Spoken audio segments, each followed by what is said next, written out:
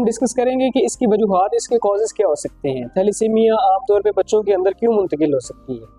सबसे पहले थैलेसीमिया तब मुंतकिल होती है, जैसे कि हमने डिस्कस किया कि ये एक जेनेटिक डिजीज़ है, मतलब कि जीन्स के थ्रू आपके अंदर या पेशेंट के अंदर मुंतकिल होती है।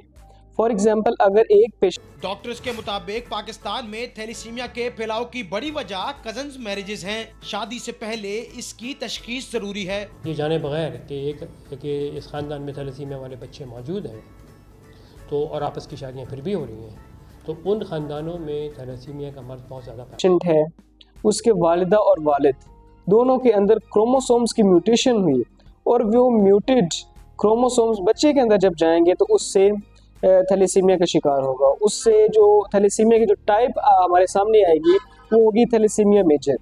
अगर वालिदैन में से वालिदा या वालिद किसी एक के क्रोमोसोम्स, डिफेक्टेड क्रोमोसोम्स जिनकी म्यूटेशन हो चुकी होती है, वो बच्चे के अंदर आएंगे तो उससे हमें जो अलामात शो होंगी वो थैलेसीमिया माइनर की होगी।